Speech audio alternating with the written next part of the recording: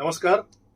शिवाजी विद्यापीठाच्या शिववार्ता या वाहिनीवरती आपणा सर्व दर्शकांचं मनापासून स्वागत. मी डॉक्टर आलोक जत्राटकर आणि आज आपण भेटतो आहोत ते एका विशेष निमित्तानं आणि ते निमित्त आहे लोकशाहीर अण्णाभाऊ साठे यांची जयंती. शिवाजी विद्यापीठाचं लोकशाहीर अण्णाभाऊ साठे अध्यासन आणि जनसंपर्क कक्ष यांच्या संयुक्त विद्यमानं आज अण्णाभाऊंच्या जयंतीच्या निमित्तानं एक विशेष मुलाखत घेऊन आम्ही आपल्या समोर आलेलो आहोत आणि अण्णाभाऊंच्या विचारांचा जागर करणं, नव्या पिढीला त्यांच्या कामाविषयी, त्यांच्या कार्याविषयी, त्यांच्या साहित्याविषयी, त्यांच्या एकूणच समग्र विचारव्यूहाविषयी अवगत करावं हा हेतू या मुलाखतीच्या मागे आहे. आणि मित्रांनो, आज त्यासाठी आपल्या स्टुडिओमध्ये आलेले आहेत ज्येष्ठ विचारवंत डॉक्टर शरद गायकवाड सर.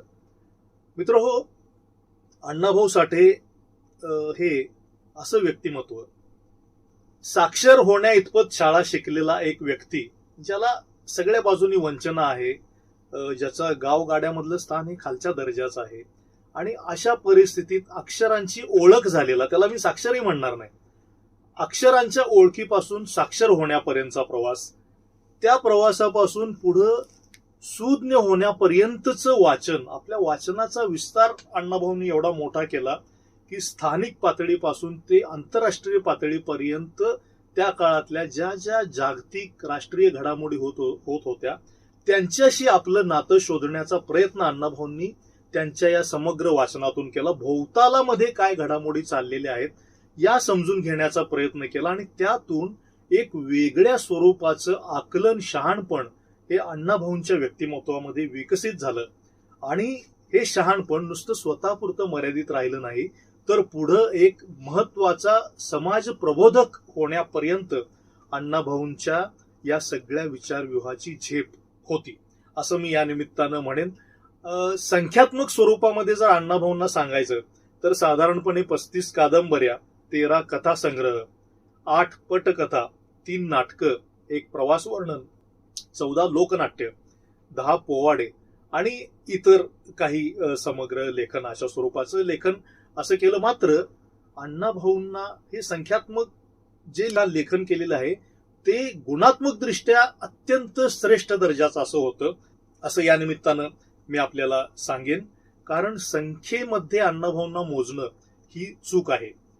त्या पलीकडे जाऊन एक दर्जा, ज्या पद्धतीचा एक साहित्यिक दर्जा, जो वैचारिक दर्जा अण्णाभाऊंनी या मराठी विचारव्यूहामध्ये निर्माण केला, त्याचं मोल हे फार मोठं आहे असं मला या ठिकाणी निश्चितपणानं अधोरेखित करावं असं वाटतं. आणि अण्णाभाऊंच्या या सगळ्या चळवळीला ती केवळ साहित्यिक चळवळ होती का, तर नाही. अण्णाभाऊ लोकशाहीर म्हणून प्रसिद्ध झाले याचं कारणच मुळात त्यांनी जी संयुक्त महाराष्ट्र चळवळीमध्ये शाहीर गवाणकर, शाहीर अमरशेख यांच्या बरोबरीनं ही चळवळ धगधगती ठेवण्यामध्ये जे योगदान दिलं ते फार मोलाचं होतं. आणि या शाहिरांनीच संयुक्त महाराष्ट्राची चळवळ उभी केली, पेटती ठेवली आणि तिला एका विशिष्ट, काय म्हणू त्याला, तिच्या अंतिम उद्दिष्टापर्यंत घेऊन गेली असं आपल्याला म्हणता येईल. इतकी महत्वाची कामगिरी या शाहिरांनी बजावली आणि त्याच्यामध्ये अण्णाभाऊ साठे यांचं योगदान फार मोलाचं होतं. मात्र लोकशाहिरीच्या पलीकडं एक लोकसाहित्यिक म्हणून त्यांचं जे एक योगदान आहे ते सुद्धा या ठिकाणी आपण लक्षात घेतलं पाहिजे.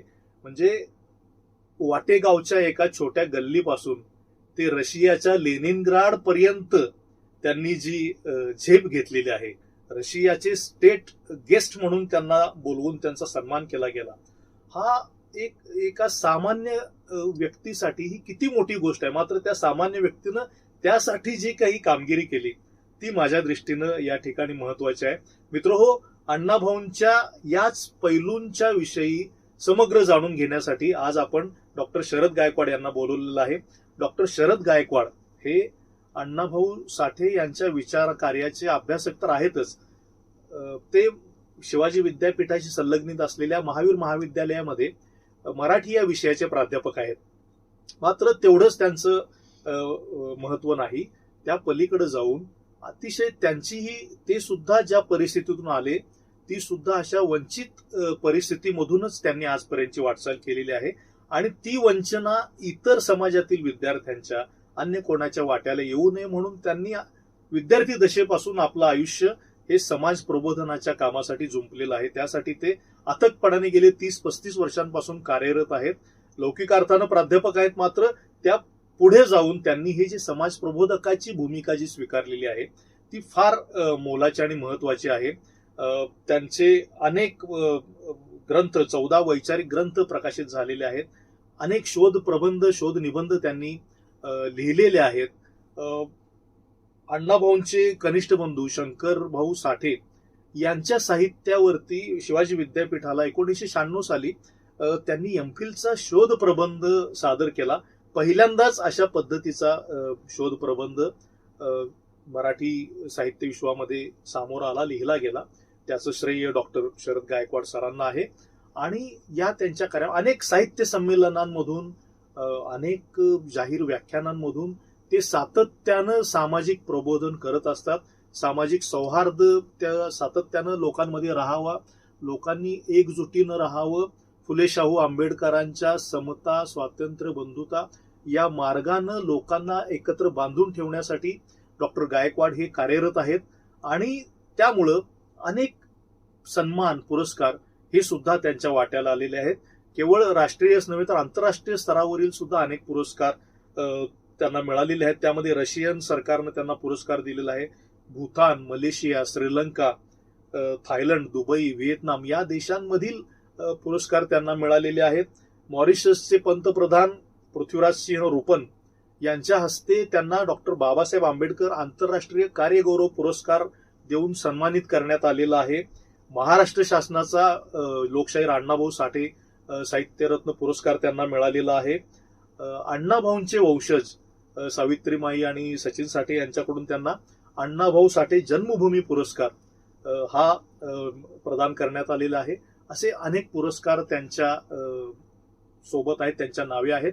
आणि यामुळंच या त्यांच्या योगदानामुळंच अण्णाभाऊ यांच्याविषयी बोलण्यासाठी आणि त्यांच्याबद्दल आपल्याला अवगत करण्यासाठी डॉक्टर शरद गायकवाड यांच्याखेरीज अन्य दुसरं नाव आमच्यासमोर नव्हतं, म्हणून आम्ही आज त्यांना या ठिकाणी पाचारण केलेलं आहे. डॉक्टर गायकवाड सर, आपलं शिवाजी विद्यापीठामध्ये मनापासून स्वागत. आणि आपण आम्हाला या मुलाखतीसाठी, मला माहिती आहे की अनेक आपले उपक्रम सध्या चालू आहेत, व्याख्यान आहेत, त्यातूनही आपण वेळ काढला, याबद्दलही मी आपल्याला धन्यवाद देतो सुरुवातीलाच आणि आपलं स्वागत करतो. सर, सुरुवातीलाच मला सांगायचं, आपण सुरुवातीपासूनच सुरुवात करूया. म्हणजे अण्णाभाऊंविषयी सुरुवात करत असताना लोकांना बऱ्याच गोष्टी माहीत नसतात. तर मी अगदी बेसिक प्रश्न तुम्हाला वाटेल कदाचित, पण अण्णाभाऊ हे अण्णाभाऊंचं मूळ खरं नाव होतं का, किंवा काय नेमकी त्यांची पूर्वपीठिका कशी होती? धन्यवाद. शिवाजी विद्यापीठाचं लोकशाहीर साहित्यरत्न अण्णाभाऊ साठे अध्यासन आणि जनसंपर्क कक्ष यांच्या संयुक्त विद्यमानं आज अण्णाभाऊंच्या जयंतीनिमित्त डॉक्टर आलोक जत्राटकर हे आमचे सन्मित्र आहेत, यांनी जो हा मुलाखतीचा कार्यक्रम आयोजित केला त्याबद्दल त्यांना धन्यवाद देतो. आणि त्यांनी हा प्रश्न विचारलेला आहे की अण्णाभाऊ यांचं नाव काय आणि अण्णाभाऊ हे नाव कशी?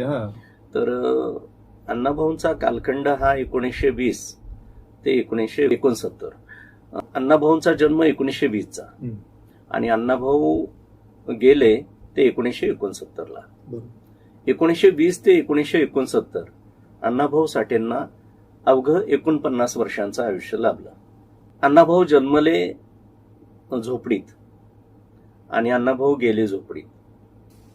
पूर्वीचा सातारा जिल्हा आणि आताचा सांगली जिल्हा, म्हणजे सांगली हा अलीकडे निर्माण झाला, पूर्वी त्याला सातारा जिल्हा म्हणत होते. या पूर्वीच्या सातारा जिल्ह्यात आणि आताच्या सांगली जिल्ह्यातल्या वाळवा तालुक्यातल्या वाटेगावी भाऊराव साठे आणि वालूबाई या मातापित्यांच्या पोटी 1 ऑगस्ट 1920ला वाटेगावच्या तत्कालीन मातंग समूहामध्ये अण्णाभाऊ साठेंचा जन्म झाला. अण्णाभाऊंच्या जन्माच्या पूर्वी त्यांच्या कुटुंबात एक मूल जन्माला आलेलं होतं आई वडिलांच्या पोटी.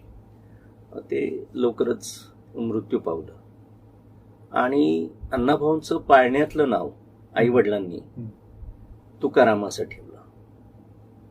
आणि हा बाल तुकाराम पुढं वर्गाच्या बाहेर 1.5 दिवस वरांड्यात बसून त्यांनी ते अक्षरांची ओळख करून घेण्याचा प्रयत्न केला. उच्चभ्रू समाजातील शिक्षकांनी त्यांना छडी फेकून मारली आणि शिक्षण सुटलं. पुढं वडिलांच्या बरोबर ते मुंबईला अनवाणी पायानं चालत वाटेगाव ते मुंबई गेले. मुंबईला गेल्यानंतर कोळसा वाहतूक करणं, ब्रिटिश अधिकाऱ्यांच्या बागेत काम करणं, जुनी नवी कपडे डोक्यावर घेऊन ती विकणं, दारोदार फिरून संपूर्ण मुंबई. आपण मुंबई टॅक्सीनी पाहतो, बसनी पाहतो, आणखीन स्वतःच्या वाहनाने पाहतो, पण अण्णाभाऊंनी त्या काळात जी मुंबई पाहिली ती अनवाणी पायानं संपूर्ण पायी फिरून पाहिलेली आहे. आणि मग तो जो काळ होता तो अण्णाभाऊंच्या जडणघडणीचा जो काळ आहे त्यामध्ये महात्मा गांधी यांची स्वातंत्र्याची चळवळ मुंबईत जोर धरलेला होता. बाबासाहेब आंबेडकर यांची आंबेडकरी चळवळ जोमात होती. आणि तिसऱ्या बाजूला म्हणजे गांधींची चळवळ, स्वातंत्र्याची चळवळ, बाबासाहेबांची मानवमुक्तीची चळवळ, आणि तिसऱ्या बाजूला डाव्या विचारांची, कामगारांची चळवळ. या पार्श्वभूमीवर अण्णाभाऊ साठेंची मुंबईत जडणघडण झाली.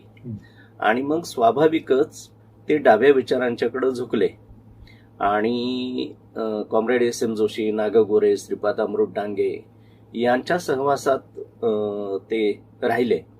आणि मग आंदोलनं, मोर्चे, संप, घेराव, निदर्शनं, कामगारांचा लढा यात ते सहभागी व्हायचे.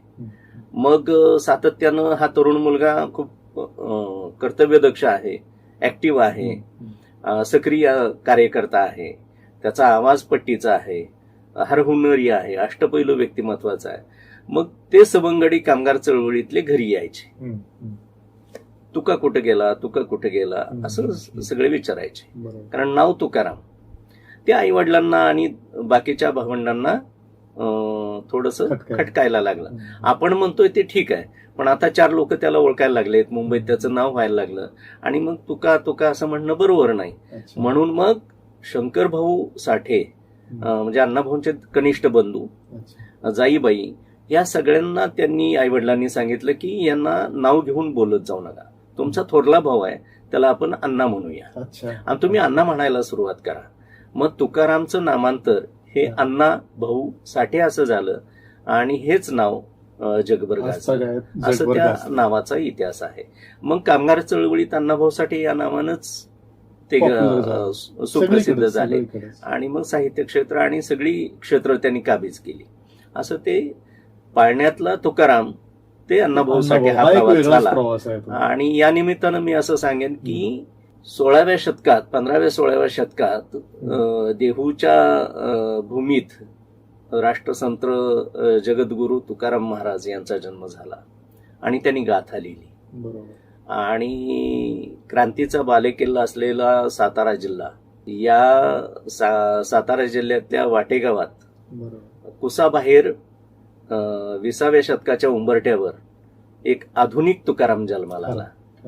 देहूच्या तुकारामाने गाथा लिहिली आणि ह्या कुसाबाहेरच्या अण्णाभाऊ साठे नावाच्या आधुनिक तुकारामाने ही बहुजन गाथा लिहिली. 12 बलुतेदार, 18 पगड जाती जमाती, भटके विमुक्त आदिवासी यांच्या रक्त, अश्रू आणि घाम यांची महती गाणारी आधुनिक अशी बहुजन गाथा लिहिणारे ते आधुनिक तुकाराम आहे. क्या बात आहे.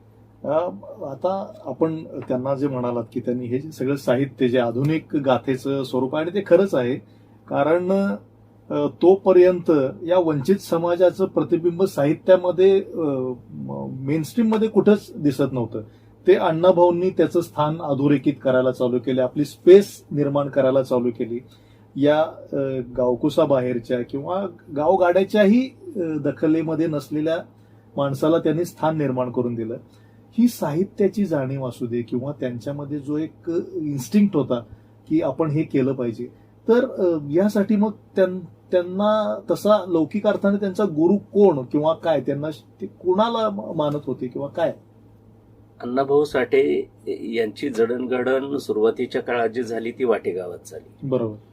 मी म्हणालो तसं तो क्रांतीनं भारावलेला काळ होता. पश्चिम महाराष्ट्र, सांगली जिल्हा किंवा पूर्वीचा सातारा जिल्हा ज्याचा आपण उल्लेख केला, त्यामध्ये क्रांतिसिंह नाना पाटील, बर्डे गुरुजी, जी.डी. बापू लाड, क्रांतीवीर नागनाथांना नायकवडी, पांडू मास्तर, डॉक्टर भारत पाटणकरांचे वडील बाबूजी पाटणकर, बरोबर. त्यांच्या बाबूजी पाटणकरांच्या पत्नी आणि भारत पाटणकरांच्या मातोश्री क्रांतीवीरांगणा इंदुताई पाटणकर, शेडगेवाडी म्हणून चांदोलीच्या तिथं गाव आहे, त्याच्या शेडगे बाई, ह्या अनेक क्रांतिकारकांचा हा काळ होता. बरोबर. आणि मग यांच्या बरोबरीनं अण्णाभाऊ साठे तरुणपणात काम करत असायचे. आणि त्या चळवळीत काम करत असताना ही जी क्रांतिसिंह नाना पाटलांची प्रति सरकार चळवळ होती, त्याला स्वकीयांनी आणि इतरांनी बदनाम करण्यासाठी पत्री सरकार असं नाव ठेवलं. कारण जे गद्दार होते त्यांच्या पाया टाचांना पत्री मारण्याचं किंवा काठीनं मारण्याचं काम ते चळवळीत होत असायचं. तर हे काम करत असताना अण्णाभाऊ जन्माला ज्या वेळेला आले तर तो काळ मोठा भारावलेला क्रांती चळवळीचा आहे. फकीरानं भेडसगावची खजिना लुटलेला आहे, भेडसगावचा, आणि फकीराच्या लुटीची घुटी अण्णाभाऊनी प्यालेली आहे लहानपणी. त्यामुळं फकीरा हा त्यांच्यासाठी एक आदर्श होता, आयडॉल होता, आदर्श होता, दीपस्तंभ होता, गुरु होता. अण्णाभाऊंचा पहिला गुरु हा क्रांतियोद्धा फकीर आहे. आणि त्याच्या रुबाबदार शरीयष्टीकडं, त्याच्या पराक्रमाकडं सारा वारणाखोराच नव्हे तर सगळा महाराष्ट्र असा अभिमानानं पाहत होता. अन्याय घडो कुठेही पेटून उठो आम्ही, जो जो उपेक्षित आहे, वंचित आहे, त्याला न्याय मिळवून देणं, जो अंधारात आहे त्याला उजेडात आणणं, भुकेलेची भूक भागवणं, तहानेलेची तहान भागवणं, हे अतिशय मोठ्या समाजसुधारकाप्रमाणे क्रांतियोद्धा फकीरांनी काम केलं. आणि तो आदर्श, तो गुरु हा अण्णाभाऊंच्या डोळ्यासमोर सुरुवातीला होता. त्यामुळं ज्यानं सुरती रुपयांची ओंजळ माझ्यावर ओतली, ज्याच्या लुटीची घुटी मी प्यालो, त्याला ज्ञानेश्वर तुकारामाच्या शब्दांची ओंजळ फकीरा लिहून मी अर्पण करतोय, परतफेड करतोय, कृतज्ञता व्यक्त करतोय, असं फकीराच्या कादंबरीमध्ये अण्णाभाऊने मनोगतात कैफियत मध्ये म्हटलेलं आहे. अण्णाभाऊंचा पहिला गुरु हा फकीरा. अण्णाभाऊ मुंबईला गेले आणि तिथं अगदी म्हणजे 1.5 दिवसाची शाळा ही खरं आहे, अक्षर ओळख नव्हती. पण मग अण्णाभाऊ मुंबईतल्या गल्लीबोळातून फिरत असताना डोक्यावर जुनी नवी कपडे आहेत ते विकायचं काम करतायत, त्याचबरोबर मिळेल ते काम करत होते. म्हणजे त्या काळात ब्लॅक व्हाईट चित्रपट होते, ते मुख्य चित्रपट आहेत, त्यांना आवाज नाही, आवाज नव्हता त्यांना. त्याची पोस्टर चिटकवण्याचं काम अण्णाभाऊ करायचे. आणि पोस्टर चिटकवत की हा हिरो कोण आहे, ही हिरोईन कोण आहे, ह्या पिक्चरचं नाव काय आहे, मग त्यांची चित्र बघून त्यांना ती स्टोरी काय असेल असा एक अंदाज ते करत राहायचे. कारण मूळचा हाडाचा कलावंत असलेला माणूस. मग ही अक्षरं कशी जुळवता येतील. एक दिवस फिरत असताना डोक्यावर कपड्यांचं ओझं आहे, दुपारची वेळ आहे, मुंबईतली गरमी आहे, म्हणजे विना कष्टाचा घाम, कष्टानं तर घाम येतो सगळ्यांना, मुंबईतल्या लोकांना पण येतो, पण विना कष्टाचा सुद्धा मुंबईतल्या लोकांना घाम येतो. घामानं भिजलेले आहेत आणि दुपारची वेळ आहे, घसा कोरडा पडलेला आहे. आणि विकत असताना एक नातेवाईक, अरे पोरा इकडे ये, तू वाटेगावचा काय, तर मी हो. तुझं नाव तुकाराम काय, तर होय. अरे हे कधीपासून चालू केलं, तर हे आलोय मुंबईला आणि काम चालू केलंय. त्यांचे नातेवाईक एक होते आणि ते म्हणाले ये. मग पाणी घेतलं, चहा ठेवला, तोपर्यंत ह्यांचं लक्ष घरातल्या पुस्तकांच्याकडे गेलं. हा आपला नातेवाईक आहे, म्हणजे हा दलित आहे, अस्पृश्य आहे, आपल्या समाजाचा आहे, त्याच्या घरी ग्रंथ कसे, म्हणजे ह्याला नुसतेच आणून ठेवलेत का वाचतात. मग भीत यांनी विचारलं की ही पुस्तक कसली आहेत, तर हे ग्रंथ आहेत. मग हे कोण वाचतं, तर मी वाचतो, असं त्या नातेवाईकांनी सांगितलं. अण्णाभाऊंची उत्सुकता शिगेला पोचली. मग मला अक्षरांची ओळख करून द्याल का, मला शिकवाल का, वाचायला शिकवाल का, असं म्हणाले. आणि अण्णाभाऊंना जसा वेळ मिळेल तसं ते त्या नातेवाईकांच्याकडे जाऊन अबकड गिरवायला लागले, जसा वेळ मिळेल तसा. पण मूळचेच प्रतिभावंत असल्यामुळं अण्णाभाऊ लवकर त्यांची जी ग्रास्पिंग पॉवर ज्याला म्हणतो आपण, ते लवकर त्यांची आंतरिक हा, तळमळच होती ते शिकले शिकण्याची. हा. शिकले आणि अक्षरांची ओळख झाली. हे पोस्टरची नावं वाचायला लागले. दुकानाच्या पाट्या मुंबईतल्या ते वाचायला सरावानं प्रॅक्टिस करायला लागले. अगदी पुन्हा भेळ जरी खाल्ली तरी कागद भेळचा कागद त्याच्यावर काय लिहिलेलं आहे हे वाचल्याशिवाय तर खाली टाकायचं नाही. इतकं त्यांना वाचनाचं वेड लागलं. आणि मग ते वाचत वाचत वाचत त्यांच्या हातात रशियाचा महान मानवतावादी लेखक मॅक्झिम गॉर्की यांची आई नावाची मराठी कादंबरी मिळाली आणि ती वाचून काढली. आणि मग रशियाचा महान मानवतावादी लेखक मॅक्झिम गॉर्की याला अण्णाभाऊ साठेने आपला गुरु मानला. म्हणजे गावी लहानपणी असताना फकीरा हा आदर्श होता, तो शेवटपर्यंत राहिला. बरोबर. परंतु अण्णाभाऊंचा लेखन गुरु ज्याला म्हणूया आपण, हम्म. की ज्याच्याकडून प्रेरणा घेतली आणि आपण बरोबर. असं लिहायला पाहिजे, हा सेम आपल्यासारखा आहे, त्याच्यात आणि आपल्यात बरंच साम्य आहे असं अण्णाभाऊंना वाटलं. अण्णाभाऊंनी झपाटून जेवढं भाषांतरित साहित्य मॅक्झिम गॉर्केंचं मिळेल ते वाचून काढलं. रशियन राज्यक्रांती वाचून काढली, फ्रेंच राज्यक्रांती वाचून काढली, जर्मन राज्यक्रांती वाचून काढली. भारतीय स्वातंत्र्याचा इतिहास त्यांच्या डोळ्यासमोर घडत होता, तो बरोबर. ते पाहत होते, अनुभवत अनुभवत होते. होते, त्यात ते सहभागी होत होते. म्हणजे ते स्वातंत्र्य सैनिक पण होते, अनेक वेळा भूमिगत राहिलेले आहेत स्वातंत्र्यासाठी. आणि अशा अर्थानं अण्णाभाऊंचा पहिला गुरु हा त्यांचे आई वडील आणि एक आदर्श गुरु म्हणून फकीरा होते, क्रांतियोद्धा फकीरा. आणि त्यांचा लेखन गुरु जो आहे, साहित्यिक गुरु, ते मॅक्झिम गॉर्की रशियाचे लेखक, हे त्यांच्या गुरुस्थानी आहेत. किती मोठा कॅनव्हास त्यांनी स्वतःसाठी तयार केला, म्हणजे ही फार मोठी गोष्ट आहे. मग यातून त्यांचं एकूण साहित्य निर्मितीच्या त्यांच्या जाणीवा त्यांच्यामध्ये तयार झाल्या, त्या कशा पद्धतीनं त्यांच्यामध्ये, म्हणजे लिहिण्याची प्रेरणा ही साहजिक आहे, हे सगळं अनुभवल्यानंतर निर्माण व्हावी.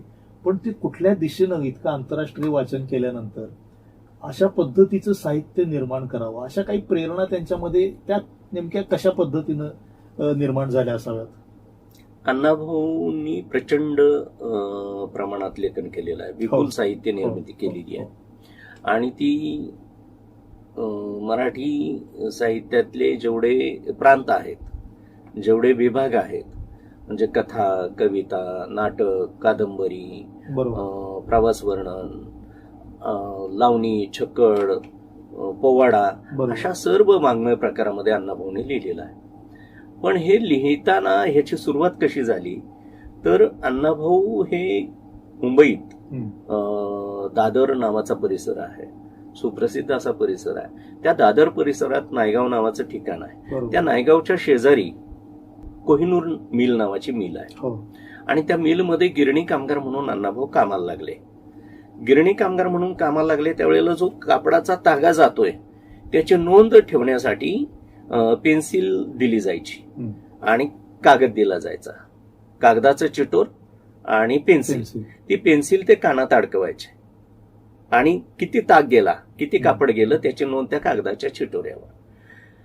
ते कानातली पेन्सिल आणि लहानपणी पाहिलेलं सगळं जे जगलो, भोगलं, अनुभवलं तेच मी लिहिलं असं त्यांनी एकंदरीत त्यांच्या साहित्याबद्दल म्हटलेलं आहे.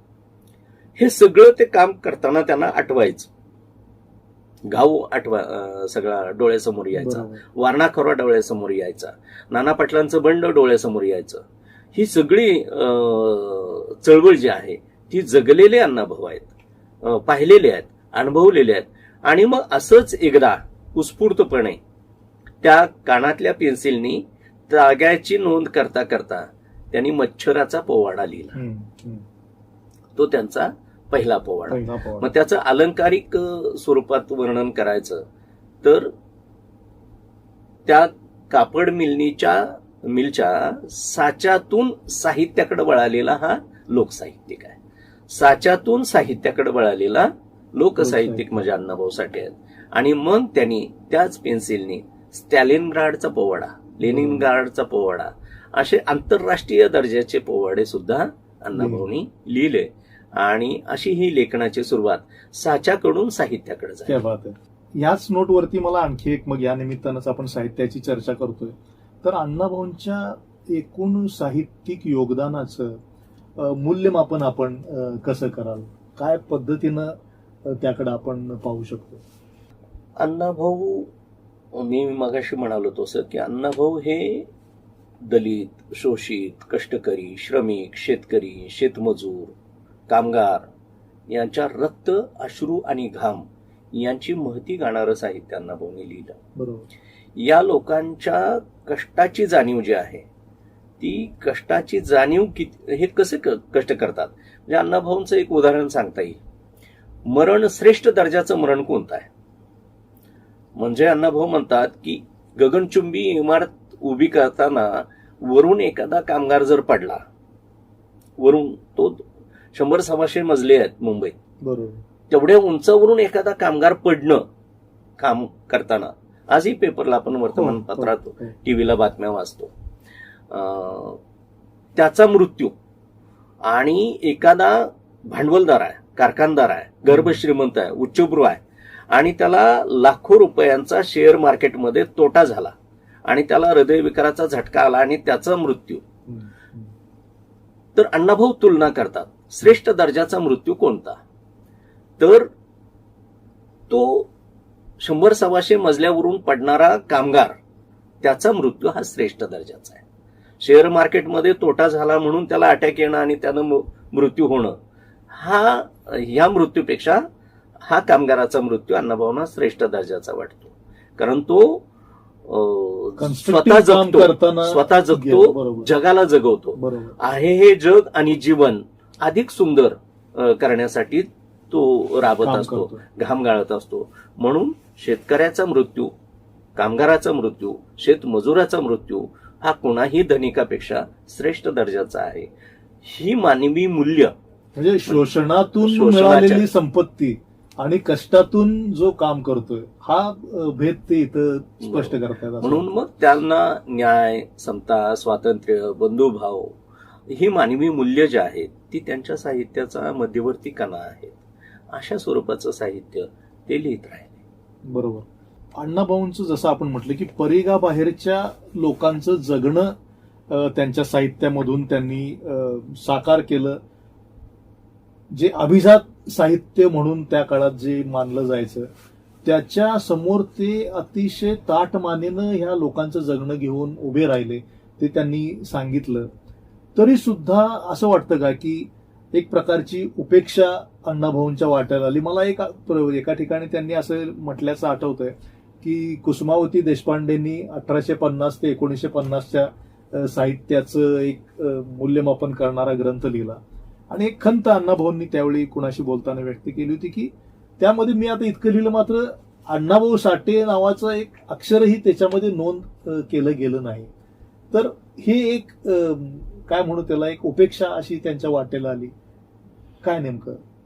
अण्णाभाऊ हे मुळात उपेक्षित कलावंत आहेत, लोक कलावंत आहेत. उभ्या आयुष्यात त्यांची सर्व ठिकाणी उपेक्षाच होत आहे. म्हणजे त्या काळात जी साहित्य संमेलनं अखिल भारतीय स्वरूपाची झाली, बरोबर, त्यातल्या एकाही साहित्य संमेलनाला निमंत्रण म्हणून त्यांना आलं नाही. त्यांना कुठं सन्मानानं बोलवलं गेलं नाही. साहित्य परिषदा, साहित्य चळवळी ज्या आहेत त्याच्यात मान सन्मान कधीच मिळाला नाही.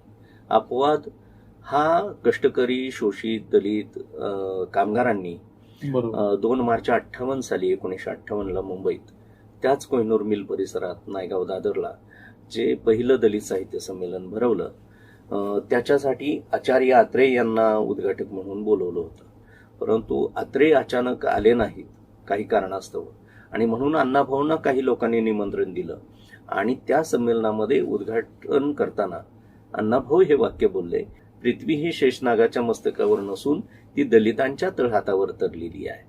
मग पुढं काहींनी ते अक्षर जोडत ती दलितांच्या तळहातावरची पृथ्वी पुन्हा कामगारांच्या तळहातावर आहे, श्रमिकांच्या तळहातावर आहे, असं ते शब्दप्रयोग पुढं वाढत गेले. पण मूळचा शब्द हा दलित साहित्य संमेलनाचा होता आणि म्हणून ही पृथ्वी 2 हात आणि 10 बोटांनी ह्या शेतकरी, कामगार, कष्टकऱ्यांनी, दलितांनी, जो श्रमिक आहेत त्यांनी त्या दलितांनी पेललेली आहे, असं अण्णाभाऊंनी त्या ठिकाणी सांगितलं. त्यांना मान सन्मान तेवढा अपवाद वगळता कुठं मिळाला नाही. म्हणजे शाहिरीच्या क्षेत्रात पण त्यांची उपेक्षा झाली. त्यांच्या अनेक कथा कादंबऱ्यांच्यावर मराठीमध्ये डोळे मोडीत राधा चाले, फकीरा, वारणेचा वाघ अशा अनेक चित्रपट त्यांच्या कथा कादंबऱ्या यांच्यावर निर्माण झाले. पण त्या चित्रपटांमध्ये सुद्धा कथा पटकथा अण्णाभाऊंची असायची, गीतं काही वेळेला अण्णाभाऊंची असायची, त्याच्या चाली अण्णाभाऊंच्या असायच्या, संगीत जे आहे ते पिढीजात हाडाचे कलावंत असल्यामुळं ते त्याला मदत करायचे. म्हणजे एकूणच अण्णाभाऊंनी चित्रपटसृष्टीला खूप मोठं योगदान दिलेलं आहे. परंतु हे सगळं होत असताना म्हणजे अण्णाभाऊंचे त्या काळात हाऊसफुल असे चित्रपट चालायचे आणि एका वेळेला 2-2, 3-3 चित्रपट त्यांचे महाराष्ट्रात गाजत असायचे, धुमाकूळ घालत असायचे. रसिक श्रोते आणि प्रेक्षक त्याच्यावर उड्या घेत असायचे. परंतु चित्रपट निर्माते हे व्यावहारिक होते. अण्णाभाऊ व्यावहारिक नव्हते, ते भावनिक होते, संवेदनशील होते, प्रतिभावंत होते. पण आर्थिक व्यवहार त्यांना जमला नाही आणि मग तिथंही फसवणूक झाली, तिथं उपेक्षा झाली, चळवळीत उपेक्षा झाली. ग्रंथ जे प्रकाशित झाले, कथा कादंबऱ्या, त्यांना प्रसिद्धी भरपूर मिळाली, पण प्रकाशकांच्याकडून उपेक्षा झाली. अशा प्रत्येक क्षेत्रात त्यांची उपेक्षा होत गेली. म्हणजे साहित्य क्षेत्रात उपेक्षा झाली, प्रकाशन व्यवसाय प्रकाशकांच्याकडून उपेक्षा झाली, चित्रपट निर्मात्यांच्याकडून उपेक्षा झाली, किंवा नुसती उपेक्षा नाही, घोर फसवणूक झाली. म्हणजे लाखोचा फायदा मिळवून कर्ज झालंय असं अण्णाभाऊंना सांगून पुन्हा अण्णाभाऊ किती मानधन देणं सुद्धा त्यांनी नाकारायचं. तर ह्या सर्व अर्थानं अण्णाभाऊंची उपेक्षा झाली. आणि म्हणून एक महत्वाचं विधान मी या निमित्तानं करेन विद्यापीठ स्तरावर, की ज्ञानपीठच्या तोलाचे आणि भारतरत्नाच्या मोलाचे असं महान व्यक्तिमत्व म्हणजे अण्णाभाऊ साठे आहेत. खरं तर त्याच काळात त्यांना ज्ञानपीठ मिळायला पाहिजे होता, त्या काळात भारतरत्न त्यांच्या हयातीत मिळायला पाहिजे होता. ते तेवढ्या तोलामोलाचे आहेत, ज्ञानपीठच्या तोलाचे आणि भारतरत्नाच्या मोलाचे. परंतु ही उपेक्षा जात आडवी येते. जात वास्तव हे भारतातलं खूप भयानक असं वास्तव आहे आणि ती जात कधी कधी आडवी येते असं वाटतं. हाच माणूस कुसाबाहेरच्या मातंग समूहात जन्माला न येता इतर उच्चभ्रू कुटुंबात जर जन्माला आला असता तर ह्यांना आणखीन मोठी मानमान्यता ही व्यवस्थेनं देऊ केली असती. परंतु हे उपेक्षित कुटुंबात जन्माला आल्यामुळं हे आयुष्यभर उपेक्षित. आजही अण्णाभाऊंचं गारुड मात्र तितकंच आहे. मी आणि म्हणून तुम्ही जो उल्लेख केला की कुसुमावती देशपांडे, की 100 वर्षाचं कादंबरी वाङ्मय याचा त्यांनी दस्तऐवज तयार केला, परंतु त्याच्यात साधा नावाचा उल्लेख सुद्धा केला नाही. मी ज्या चित्रपटांचं सांगत होतो सगळं काम करून सुद्धा अगदी 3-4 नावं महत्वाची वर जाऊन खाली तळाला कुठंतरी अण्णाभाऊंचं छोटंसं नाव कसं दिसणार नाही, कसं उजेडात येणार नाही, त्याला कसं दुर्लक्षिलं जाईल असा प्रयत्न सगळा त्या चित्रपटसृष्टीतून सुद्धा झाला. अण्णाभाऊंच्या कादंबऱ्यांच्या आवृत्त्याच्या आवृत्ती येत होत्या, कथासंग्रहांच्या आवृत्त्या येत होत्या. प्रकाशकांनी माड्यावर माड्या बांधल्या, गाड्या घेतल्या आणि सुखी झाले अण्णाभाऊंच्या साहित्यावर. पण अण्णाभाऊ मात्र आयुष्यभर उपेक्षित राहिले. म्हणून सर्वार्थानं अण्णाभाऊ चळवळीत त्यांची उपेक्षा झाली. ते ज्या चळवळीत काम करत होते त्या चळवळीतल्या विचारधारेकडून सुद्धा त्यांची उपेक्षा झाली आणि याचा मी साक्षीदार आहे. कोल्हापूरचे शहीद कॉम्रेड गोविंद पानसरे यांनी अण्णाभाऊंची आयुष्यभर जी उपेक्षा झाली ती दूर करण्यासाठी महाराष्ट्रातल्या वेगवेगळ्या ठिकाणी, मराठवाडा, विदर्भ, कोकण यासह पश्चिम महाराष्ट्रासह वेगवेगळी जी 10 साहित्य संमेलनं घेतली, त्यातलं नागपूरला एक संमेलन झालं आणि भारतीय कम्युनिस्ट पक्षाचे मार्क्सवादी नेते A.B. वर्धन यांनी दोन्ही हात जोडून तिथं त्या नागपूरच्या संमेलनात सांगितलं की आमच्याकडून अण्णाभाऊंची उपेक्षा झाली, त्यांची योग्य वेळी दखल घ्यायला पाहिजे होती, ती घेतली नाही, ती भरपाई, नुकसान भरपाई म्हणून आम्ही ही कृतज्ञता रूपानं ही संमेलनं भरवतोय. म्हणजे देशाचे पक्षाचे सचिव असलेले मोठ्या पदावरचे नेते त्यांनी हे एकदा जाहीर संमेलनातून कबूल केलेलं आहे. पानसरे यांना सुद्धा मला बोलताना म्हणायचे, तुझ्या अण्णाभाऊनी मला बिंदू चौकात आम्ही गाणं म्हणत असताना टपली मारलेली आहे डोक्यात, सूर चुकला होता. कारण त्या काळात नारायण सुर्वे, पानसरे ही झिलकरी मंडळी आहेत आणि अण्णाभाऊ अमरशेख गात आहेत, गव्हाणकरांची साथ आहे, अण्णाभाऊंची गाणी आहेत. अमरशेखांच्या पहाड्या आवाजातून खासबाग मैदान, बिंदू चौक ते आझाद मैदान गाजता आहे, संयुक्त महाराष्ट्राची चळवळ चालू आहे. अशा वेळेला ही मुलं चळवळीतली ही सूर देत आहेत आणि तिथं सूर चुकला म्हणून अशी पानसरे अण्णांनी मला आठवण सांगितलेली होती. आणि म्हणून हे अण्णाभाऊंना न्याय देण्यासाठी संमेलन. म्हणजे अण्णाभाऊ उपेक्षित कलावंत. त्यांनी मात्र त्या उपेक्षेची फार फिकीर केली असावी असं वाटत नाही. त्यांनी जे योगदान दिलं, आता या ठिकाणी आपण लोक कलावंत म्हणून त्यांचा उल्लेख केला. आता संयुक्त महाराष्ट्र चळवळीमध्ये माझी मैना गावावर राहिली, माझ्या जीवाची होती अकायली, ही मैना म्हणजे एक प्रतीकच झालेलं होतं. एकूण त्या चळवळीचं प्रतिकात्मक असं ते गीत होतं. तर एकूण या संयुक्त महाराष्ट्राची चळवळीमधलं अण्णाभाऊंचं योगदान या ठिकाणी आपण थोडंसं डिस्क्राईब करावं.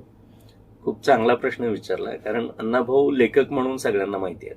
लोकशाहीर हे त्यांची एक पैलू आहे, त्यांच्या एकूण व्यक्तिमत्वातला एक पैलू आहे. लोकशाहीर, साहित्यरत्न, कामगार नेते, महान लोक कलावंत, कादंबरीकार, प्रतितयश कथाकार, चित्रपट लेखक, चित्रपट कलावंत. कारण त्यांनी स्वतः फकीरा चित्रपटात सावळा नानाची भूमिका केलेली आहे. म्हणजे ते सिने अभिनेते आहेत. म्हणजे असे अनेक पैलू त्यांच्याकडे आहेत. हे जरी असलं तरी अण्णाभाऊ एक सामाजिक कार्यकर्ते म्हणून आपण सुरुवातीला पाहिलं की ते स्वातंत्र्य सैनिक म्हणून सुद्धा त्यांनी काम केलेलं आहे.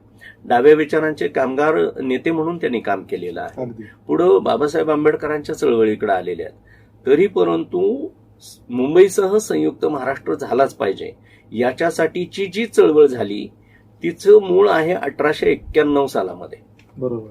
1891ला एका ठिकाणी लिहिलं गेलं की जो मराठी भाषा बोलतो तो आंध्र, तेलंगणा ज्याला आपण आता म्हणतोय, कर्नाटक म्हणतो, गोवा म्हणतो, मध्य प्रदेश म्हणतो, गुजरात म्हणतो, महाराष्ट्राच्या सभोवती असलेली जी राज्य आहेत त्याच्यात जो मराठी भाषिक आहे तो मराठी भाषिक सगळा एकत्र यावा. बरोबर. आणि त्यांचं स्वतंत्र राज्य निर्माण व्हावं याच्यासाठी. आणि तेही मुंबईसह. कारण मुंबईवर हक्क भांडवलदार असलेले गुजराती लोक सांगत होते, म्हणून गुजरातला ही मुंबई मिळाली पाहिजे असा त्या लोकांचा आग्रह होता. आणि मुंबईत घाम गाळणारा सगळा वर्ग जो आहे तो मराठी वर्ग आहे. आणि मुंबई ही मराठी मुलकाचीच आहे, म्हणून मुंबईसह संयुक्त महाराष्ट्र झाला पाहिजे ही चळवळ 1891ला हिनं मूळ धरलं. पुढे अनेक साहित्य संमेलनातून त्याविषयी ठराव मांडले गेले.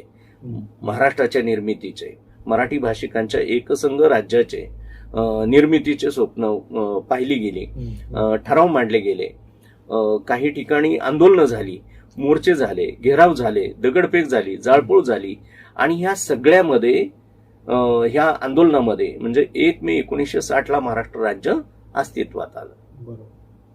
1891 ते 1960 म्हणजे 71 वर्ष स्वकीयांच्या विरोधात मराठी भाषा, मराठी साहित्य, मराठी संस्कृती, मराठी बाणा, मराठी अस्मिता आणि मराठी अस्तित्व याच्यासाठी स्वकीयांच्या विरोधात दिलेला मोठा लढा, भाषेसाठीचा मोठा लढा, हा जगातला एकमेव मोठा लढा म्हणून संयुक्त महाराष्ट्राच्या चळवळीकडे पाहिलं जातं.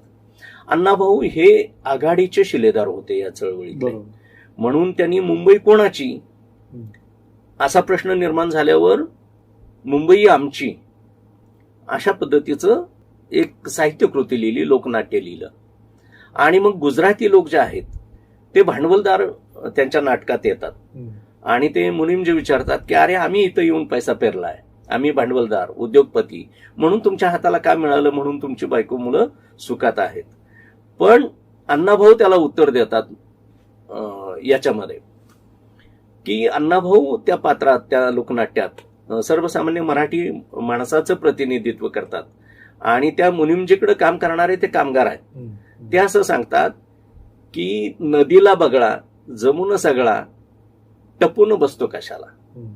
म्हणजे तुम्ही मासे जे आहेत तडपडणारे ते वेचून खाण्यासाठी बगळा बसलेला आहे. तसं मुंबईत गोरगरीब, दुष्काळी भागात गोरगरिबांच्या मुली ह्या तुम्ही इथं खरेदी विक्री चालते, इथं गोरगरीब मराठी माणसांचं रक्त शोषण करताय, त्यांच्या घामाचं शोषण करताय आणि त्यांच्या रक्त अश्रू घामावर तुम्ही श्रीमंत होताय. तुम्ही उपकार करण्यासाठी दानत्व म्हणून तुम्ही इथं पैसा पेरत नाही, बरोबर. तर तुम्ही स्वार्थापायी पैसा पेरताय.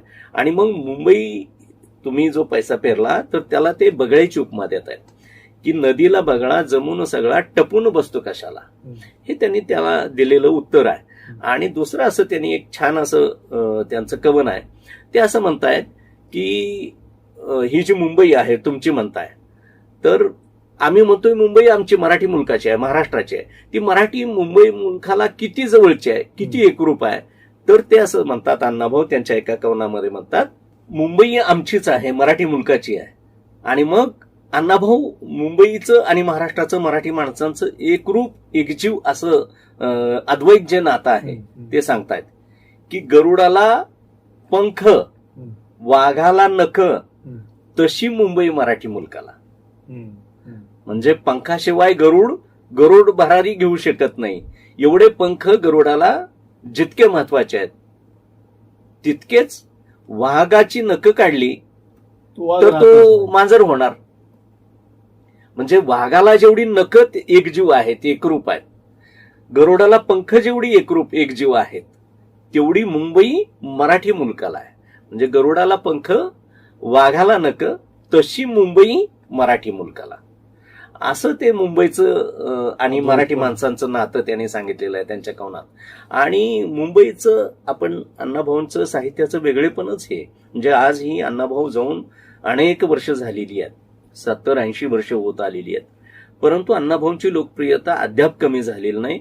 ग्रामीण भागातल्या ग्रंथालयामध्ये आणि शहरातल्या महानगरातल्या कॉर्पोरेट शहरांच्या मध्ये सुद्धा वाचकांची मागणी ही अण्णाभाऊंच्या कथा कादंबऱ्यांना आजही तितकीच आहे. त्याचं कारणच ते आहे की अण्णाभाऊ हे एका वाक्यातून इथली व्यवस्था सांगतात. म्हणजे मुंबईच मी आता सांगत होतो की त्या मुंबईच्या विषयी ते काय सांगतायत, एक कडवं आहे त्यांचं. मुंबई इथं उंचावरी मलबार हिल इंद्रपुरी, कुबेराची वस्ती तेथे सुख भोगती, परळात राहणारे रात्रंदिवस राबणारे, मिळेल ते खाऊन घाम गाळती. फोरास रोड 3 बत्ती गोलपिठा नाक्यावरती, फोरास रोड 3 बत्ती गोलपिठा नाक्यावरती, शरीर विकून किती एक पोट भरती, पाहिली मुंबई पाहिली मुंबई.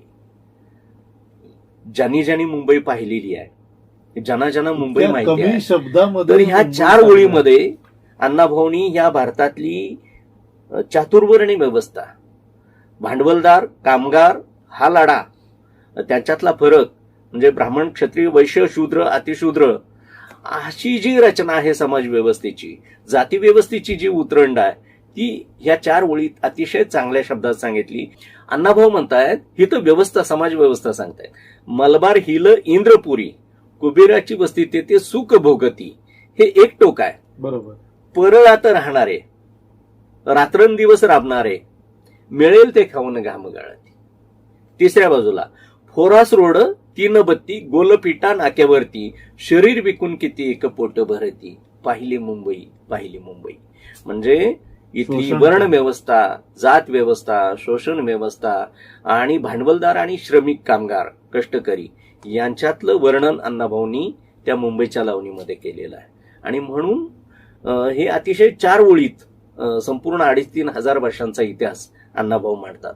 मगाशी मी जे उदाहरण दिलं की पृथ्वी शेष नागाच्या मस्तकावर तरलेली नसून ती दलितांच्या तळहातावर तरलेली आहे. की हा जगतो आणि जगवतो, हा कामगार आहे, तो आहे हे जग आणखीन सुंदर करण्याचा प्रयत्न करू. म्हणजे हे एक वाक्य आहे, परंतु लाखो हजारो वर्षापासून चालत आलेला जो प्रघात आहे तो एका वाक्यात खोडून काढण्याचं काम अण्णाभाऊ करतात. आणि नागाच्या फाण्यावरची पृथ्वी दलित, शेतकरी, कष्टकरी, कामगार ह्या राबणाऱ्या श्रमिकांच्या तळहातावर आणून देतात. केवढं मोठी ताकद, जगाचं तत्वज्ञान एका ओळीत अण्णाभाऊ सांगतात.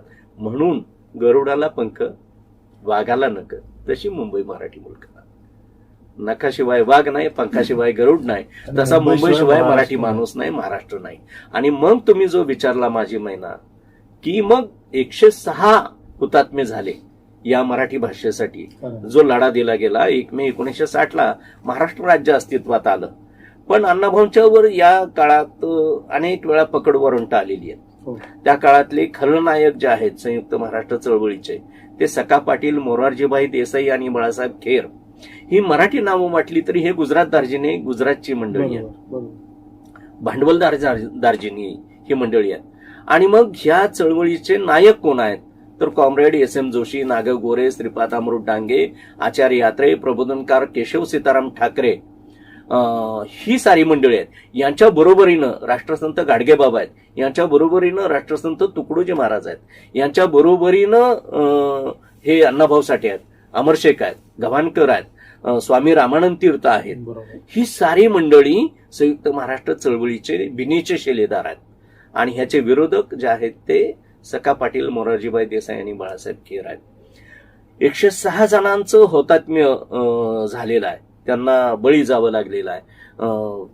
अनेकांच्या संसारावर तुळशीपत्र ठेवावं लागलेलं आहे. कित्येकांच्या आंदोलनात हातपाय तुटलेले, संसार उद्ध्वस्त झालेत. त्यातून हा महाराष्ट्र 1 मे 1960 स्वतंत्र झाला. अण्णाभाऊ अनेक वेळा भूमिगत आहेत, पण एवढं सगळं होऊन सुद्धा अण्णाभाऊंच्या वर ज्या वेळेला माझे महिना सादर करण्याची बंदी होती, मुंबई पोलीस महासंचालकांनी त्या काळात त्यांची परवानगी घ्यावी लागत होती अण्णाभाऊंचं लोकनाट्य सादर करण्यासाठी. आणि मग तिथं अण्णाभाऊ तमाशाच्या ऐवजी लोकनाट्य हा शब्द प्रयोग वापरतात. अण्णाभाऊंनी महाराष्ट्राला लोकनाट्य हा शब्द अण्णाभाऊंनी दिलेला आहे. तमाशाचं रूपांतर, नामांतर अण्णाभाऊंनी लोकनाट्य असं केलेलं आहे. म्हणजे लोकनाट्याचे प्रवर्तक अण्णाभाऊ साठे आहेत. आणि मग तिथं उघड मला जर काही मांडता येईना, सांगता येईना, तर अण्णाभाऊंनी रूपक फॉर्म बदलला. आणि मग तेच जे सांगायचंय ते रूपक बदलून त्यांनी सांगितलं की निपाणी बेळगाव ही मैना आहे आणि महाराष्ट्र स्वतंत्र झालाय तो नवरा आहे. मग नवरा मराठी भाषिक 106 जणांच्या हौतात्म्यातून, बलिदानातून तयार झाला, पण त्याची बायको कुठं त्याच्या जवळ आहे. म्हणून निपाणी आणि बेळगाव म्हणजे मैना, आणि हा बायकोपासून दुरावलेला हा महाराष्ट्र, मराठी माणूस हा महाराष्ट्र आहे.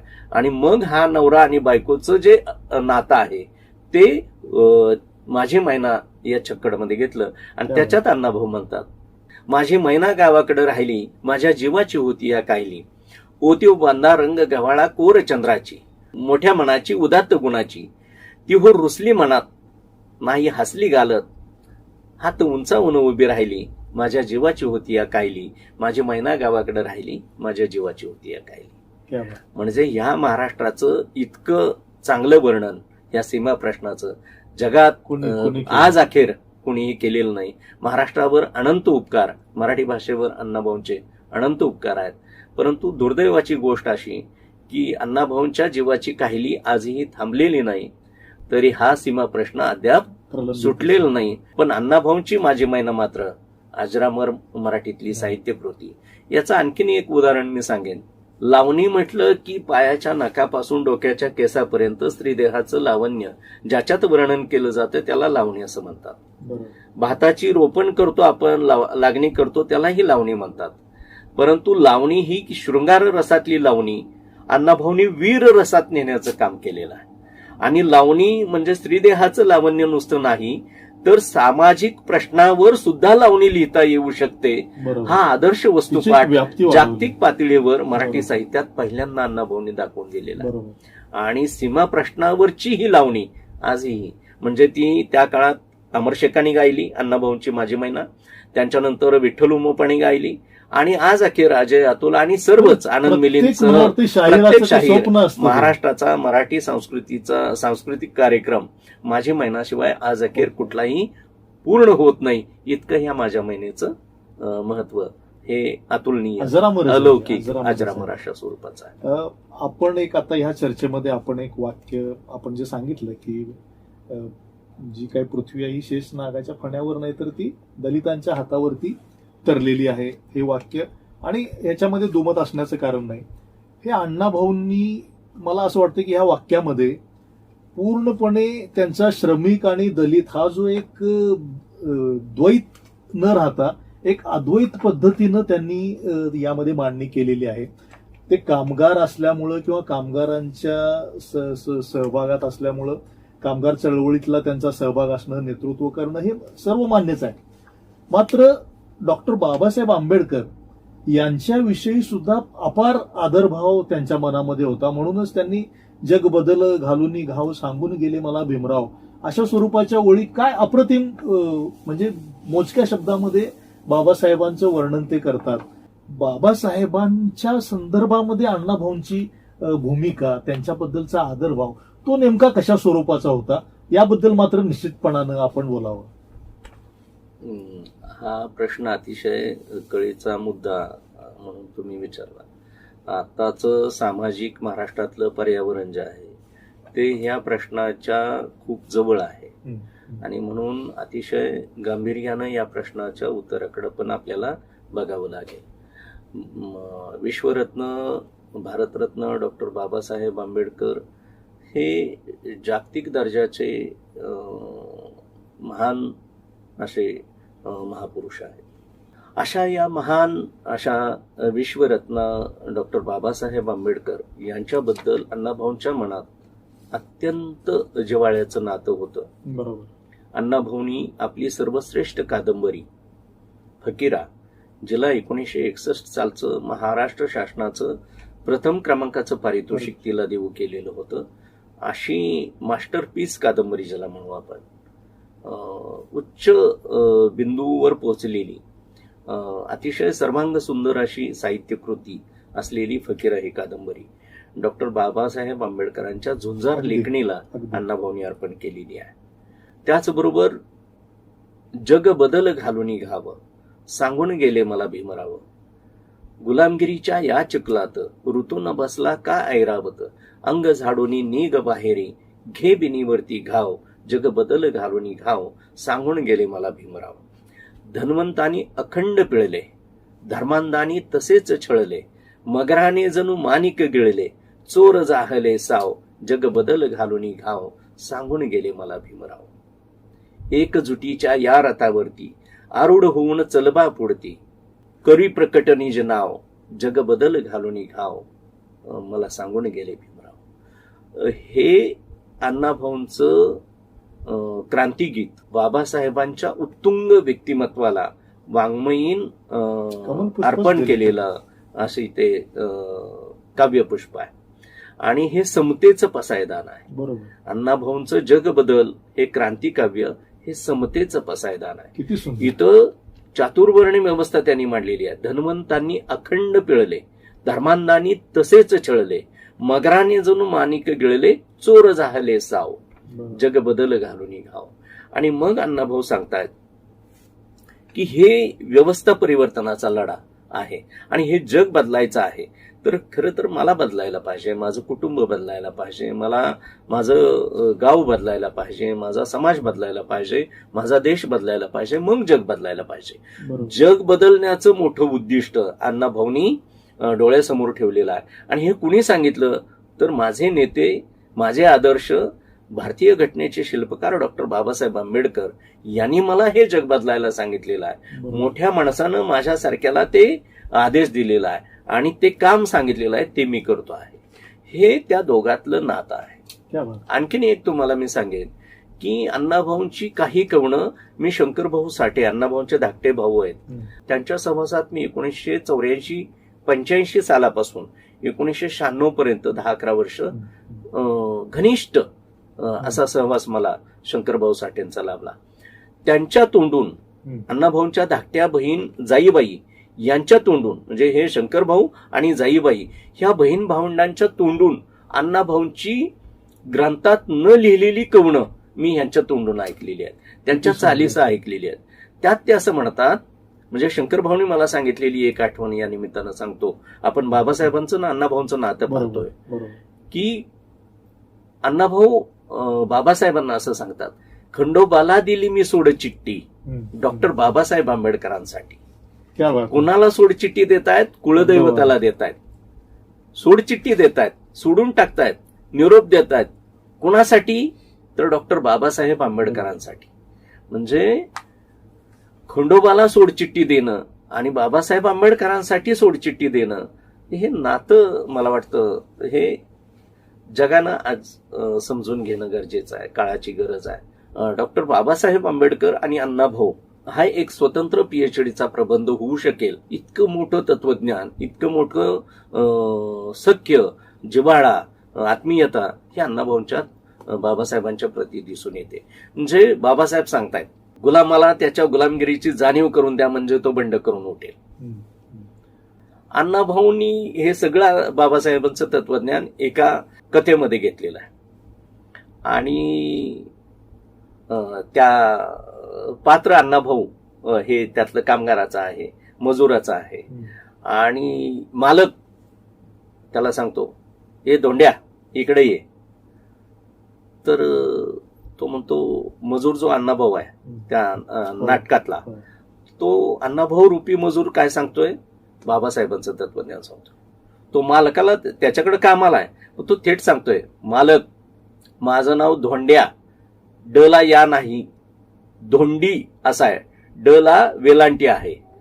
याचा अर्थ त्याला त्याचं स्वत्व स्वाभिमान जो आहे तो त्याचा जागृत झालेला आहे. तो मजूर असेल, तो गुलाम असेल, तो त्या चाकरीचा गडी असेल, परंतु तो मालकाला तोंडावर थेट सांगतोय धोंड्या म्हणायचं नाही, माझं नाव धोंड्या नाही, माझं नाव धोंडी आहे, धोंडीराम आहे. मग मला डॅ म्हणू नका, डी म्हणा, आदरयुक्त बोला, हे गुलामाला त्याच्या गुलामगिरीची जाणीव करून द्या म्हणजे तो बंड करून उठेल. हे बाबासाहेबांचं तत्वज्ञान अण्णाभाऊंनी असं सांगितलं. आणि अनेक नायक त्यांचे असेच आहेत, ते जाणीव त्याच्यावर स्वतंत्र एक आपल्याला 1-2-4 तासांचं मुलाखतीचं सेशन करावं लागेल एवढं बाबासाहेबांचं आणि अण्णाभाऊंचं नातं आहे.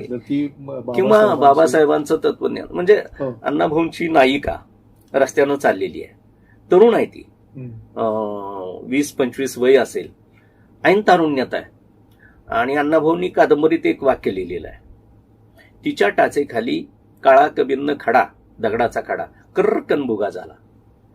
आता हे कादंबरीतलं वाक्य आहे. आपण मराठीचे अभ्यासक, वाचक, श्रोते, रसिक म्हणून याच्याकडं आपण म्हणणार अरे किती छान लिहिलंय अण्णाभाऊनी की ही नायिका रस्त्यानं निघालेली आहे आणि दगडाचा खडा तिच्या पायाखाली आलाय आणि तो भुगा झाला.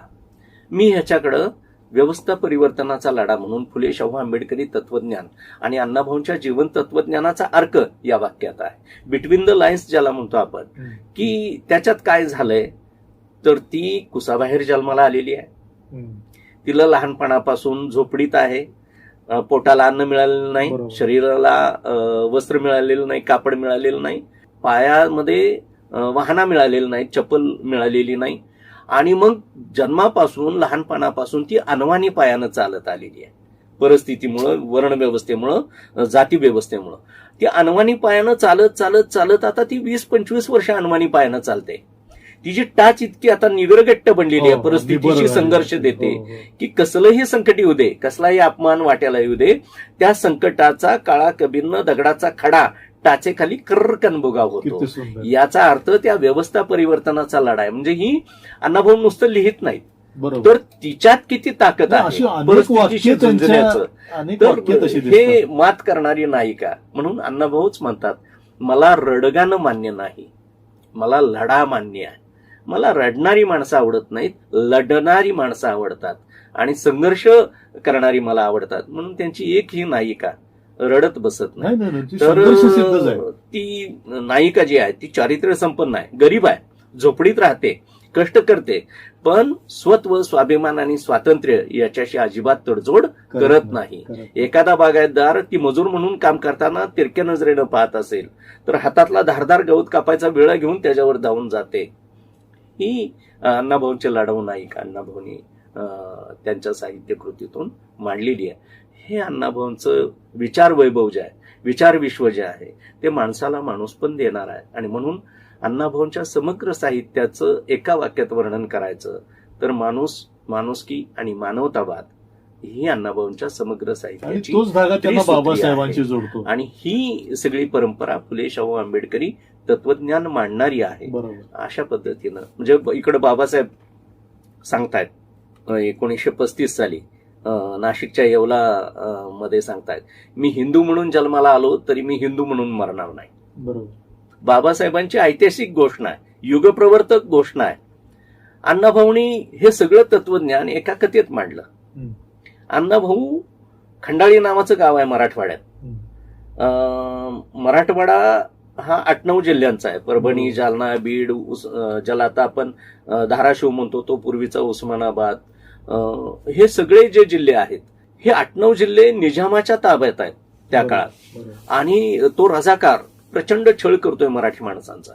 त्यांच्यातून मुक्तता करण्याचं काम हे जे आहे, तर त्या जुलमी सत्तेतून बाहेर पडण्याचं काम, आणि त्याच्याशी संघर्ष करणारा खंडाळी गाव आहे. त्या खंडाळी गावातला एक महार समाजाचा, पूर्वाश्रमीचा महार समाजातला माणूस हा अण्णाभाऊंच्या त्या कथेचा नायक आहे. तो गावातनं कष्ट करतोय, घाम गाळतोय, 4 पैसे हातात आलेत, नवीन कपडे घातलेली आहेत, पायात नवा कोल्हापुरी असा जोडा घातलेला आहे, पायतान घातलेला आहे, आणि त्या चपला कर कर कर वाजवत तो चावडी फोडून निघालेला आहे. गावचा पाटील अलकट पालकट घालून त्या चावडीवर बसलेला आहे. आणि माझ्या गावातला एक अस्पृश्य समाजातला तत्कालीन महार आणि आत्ताचा ज्यांना आपण बौद्ध म्हणूया, त्या समाजातला एक माणूस माझ्या समोर टेचात निघालेला आहे. हे त्या पाटलाला सहन होत नाही. पाटील हा तो त्या अण्णाभाऊंच्या कथेतला तो वर्णव्यवस्थेचं मनुवादी प्रतीक आहे.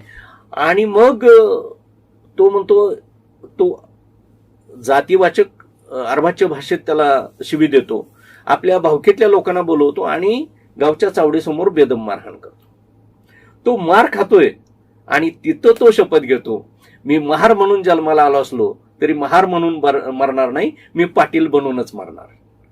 इकडं अण्णाभाऊ हे बाबासाहेबांचा सारांश, मी हिंदू म्हणून जन्माला आलो असलो तरी हिंदू म्हणून मरणार नाही. आणि इकडं हा अण्णाभाऊंचा नायक सांगतोय, मी महार म्हणून जन्माला आलो म्हणून मला हे मारतायत, तर मी आता महार म्हणून मरणार नाही, मी पाटील बनून मरणार.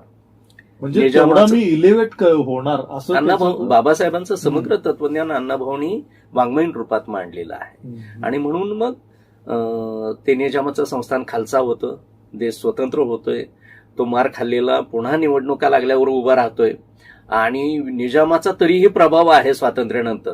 धाडस कुणी करायचं, उद्या मारून टाकलं तर काय, मेलो तरी बेहत्तर, असं अपमानित जीवन जगण्यापेक्षा बाबासाहेब जे सांगतात की 100 दिवस शेळी होऊन जगण्यापेक्षा 1 दिवस वाघ होऊन जगा. पुन्हा तोच मार खाल्लेला पूर्वास्पृश्य महार समाजातला तो नायक अण्णाभाऊंच्या कथेचा, तो पुन्हा निवडणुकीला उभा राहतोय, धाडस करतोय, मेलो तरी 72, वाघासारखं जगायचं, अर्ज करतोय आणि निवडून येतोय, पुन्हा नवी कपडे घालतोय, पुन्हा पायात तसाच जोडा नवीन घालतोय आणि त्याचात जाऊन पाटलाच्या खुर्चीत चावडीवर जाऊन बसतोय. मी महार म्हणून जन्माला आलो असलो तरी मी महार म्हणून मरणार नाही, मी पाटील बनूनच मरणार. हे बाबासाहेबांचं 35चं हिंदू म्हणून मरणार नाही, हे जे वाक्य आहे ते अण्णाभाऊ कथेत वेगळ्या पद्धतीनं मांडून जनसामान्यांच्या मनामध्ये आंबेडकरी तत्वज्ञान कसं भिनलेलं आहे आणि ते भिनवण्याचं काम हे अण्णाभाऊंनी केलेलं आहे. म्हणून आंबेडकरवाद आणि अण्णाभाऊ याच्यावर स्वतंत्र 1 तासाचं व्याख्यान देता येईल आणि एक प्रबंध होईल इतकं शक्य आहे.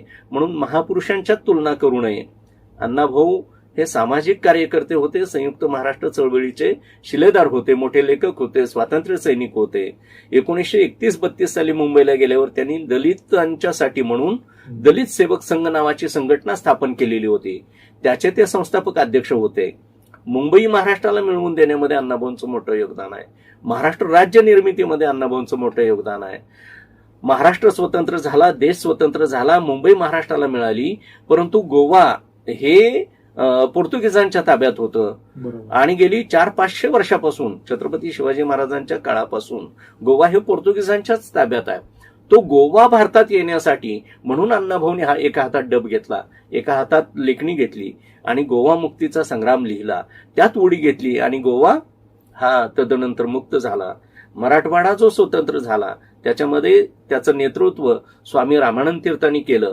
आणखीन काही मंडळी होती मराठवाड्यातली, परंतु अमरशेख गव्हाणकर आणि अण्णाभाऊंनी मराठवाडा मुक्ती संग्रामामध्ये योगदान दिलं. तेलंगणाचा लढा नावाचा पोवाडा लिहिला. ही ऐतिहासिक युग प्रवर्तक मोठी कामं अण्णाभाऊंनी केली. म्हणून अण्णाभाऊ हे आंतरराष्ट्रीय कीर्तीचे महान मानवतावादी लेखक आहेत, साहित्यिक आहेत, समाजसुधारक आहेत, महामानव आहेत आणि म्हणून ते विश्ववंदनीय आहेत. आता मुलाखतीच्या शेवटाकडे येताना आपण जो उल्लेख केला की त्यांच्या ह्या सगळ्या जाणीवांमध्ये, लेखनामध्ये एक आंतरराष्ट्रीय अपील होतं, ग्लोबल अपील होतं. तर ते थोडक्यात आपण या ठिकाणी हायलाइट करूया आणि मग आपण याचा समारोप तुम्ही कसा कराल त्या दिशेने घेऊया. स्त्रीचं शील, पुरुषाचा स्वाभिमान आणि देशाचं स्वातंत्र्य ही अण्णाभाऊंच्या समग्र साहित्याची त्रिसूत्री आहे. अण्णाभाऊ हे जातीत, गावात, महाराष्ट्रात, देशात बंदिस्त होणारं व्यक्तिमत्व नाही. अगदी भारतीय समाज व्यवस्थेला एक संसर्गजन्य रोग आहे. प्रत्येक महापुरुषाकडं माणूस जात आणि धर्म नावाच्या चष्म्याच्या दोन भिंगातून पाहत असतो. अण्णाभाऊ या सगळ्याच्या पलीकडे पोहोचलेले आहेत. बरोबर. आणि म्हणून अण्णाभाऊ स्टॅलिनग्राडचा पोवाडा लिहितात, हो.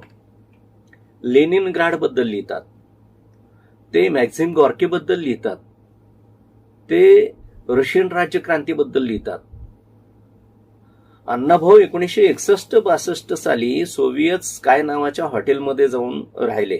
चित्तूड की राणी या विमानानं ते गेले. 40 दिवस त्या हॉटेलमध्ये होते आणि संपूर्ण रशिया त्यांनी पायी फिरून पाहिलेला, जशी मुंबई पाहिली.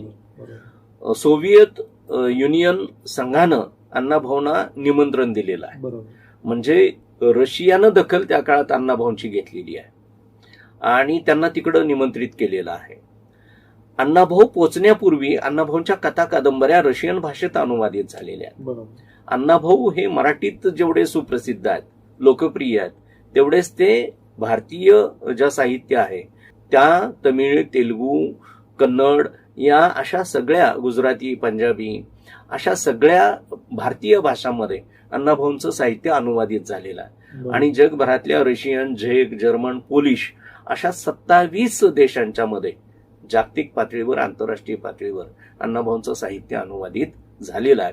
अलीकडच्या काळात रशियामध्ये अण्णाभाऊंचा पुतळा भारत सरकारनं, महाराष्ट्र सरकारनं तिथं बसवलेला आहे. आणि जिथं अण्णाभाऊसाठी सोव्हिएत स्काय नावाच्या हॉटेलमध्ये राहिले होते, वास्तव्य केलेलं होतं, तिथं मी स्वतः गेलेलो आहे आणि तिथं पाहिलेलं आहे की अण्णाभाऊंचं तैलचित्र हे त्या मॉस्को शहरातल्या त्या हॉटेल मालकानं लावलेलं आहे की हा एक भला मोठा माणूस भारताचा हा आमच्या ठिकाणी आला, त्याचे पाय माझ्या हॉटेलला लागले, इथं त्यांनी वास्तव्य केलं. हे माझा रशियाच्या प्रवासमध्ये तर संपूर्ण रशियाचं वर्णन त्यांनी केलेलंच आहे. आणि असं प्रवास वर्णन मराठी साहित्यात अत्यंत दुर्मिळ आणि तितकंच महत्वाचं, वाङ्मयीन दृष्ट्या सुद्धा उच्च दर्जाचं असं अण्णाभाऊंनी लिहिलेलं आहे. आणि म्हणून अण्णाभाऊ हे जात, धर्म, पंथ, देश, प्रदेश याच्यात बंदिस्त न होता आंतरराष्ट्रीय अशा समस्यांच्यावर त्यांनी आपली वाणी आणि लेखणी झिजवलेली आहे. म्हणून ते जागतिक पातळीवरचे महान मानवतावादी आंतरराष्ट्रीय लेखक आहेत. सर, अगदी मनापासून मी आपल्याला धन्यवाद देतो की आज आपण अण्णाभाऊ साठे यांच्या संदर्भामध्ये खूप वेगळ्या प्रकारची चर्चा झाली. मलाही सुरुवात करताना असं वाटत नव्हतं की कुठल्याही दिशेनं हे जाईल, पण तुम्ही इतक्या सुसूत्र पद्धतीनं अण्णाभाऊंच्या साहित्याचं, त्यांच्या व्यक्तिमत्वाचं, त्यांच्या जीवन कार्याचं जे काही मोल आहे आणि आजच्या काळामधली त्याची जी प्रस्तुतता आहे ती मला वाटतं खूपच सुंदर पद्धतीनं विश्लेषण करून आम्हाला सांगितली. खूप सोप्या भाषेत तुम्ही सांगितलं. मला वाटतं की दर्शकांना सुद्धा ते आवडल्याशिवाय राहणार नाही. तर आपण वेळ काढून आज शिवाजी विद्यापीठामध्ये अण्णाभाऊ साठेंच्या जयंतीच्या निमित्तानं आलात आणि आम्हाला या मुलाखतीसाठी वेळ दिलात, याबद्दल मी विद्यापीठाच्या वतीनं, विद्यापीठाच्या लोकशाहीर, अण्णाभाऊ साठे अध्यासनाच्या वतीनं आणि जनसंपर्क कक्षाच्या वतीनं आपल्याला मनापासून धन्यवाद देतो. धन्यवाद. मी शिवाजी विद्यापीठाला, अण्णाभाऊ साठे अध्यासनाला आणि जनसंपर्क कक्षाला आणि आमचे सन्मित्र आलोक जत्राटकर, जनसंपर्क अधिकारी, आपणास धन्यवाद देतो. रसिक श्रोत्यांना धन्यवाद. अण्णाभाऊ साठे जयंतीच्या हार्दिक शुभेच्छा. मित्रहो, हे होते डॉक्टर शरद गायकवाड, ज्यांनी आपल्याला गेल्या एक तासाभराच्या अवधीमध्ये अण्णाभाऊ साठे या एका महान व्यक्तिमत्वाचं, एक महान लोकसाहित्यिक, महान लोकशाहीर यांचं जे काही महत्व आहे, जे मोल आहे त्यांच्या साहित्याचं आणि त्यांच्या एकूणच कार्याचं, हे अतिशय व्यवस्थितपणानं सांगितलेलं आहे. मला वाटतं की पुन्हा पुन्हा ऐकावी अशा स्वरूपाची ही मुलाखत आहे आपण जरूर ती ऐका. आपल्याला ती आवडली असेलच याबद्दल मला निश्चितपणानं खात्री आहे. आपल्याला आवडली असेल तर ते आपण जरूर शेअर करा, लाईक करा आणि अशाच पद्धतीचे कार्यक्रम पाहण्यासाठी शिवाजी विद्यापीठाच्या शिववार्ता या वाहिनीला सबस्क्राईब सुद्धा करा, ही माझी आपल्याला विनंती आहे. धन्यवाद.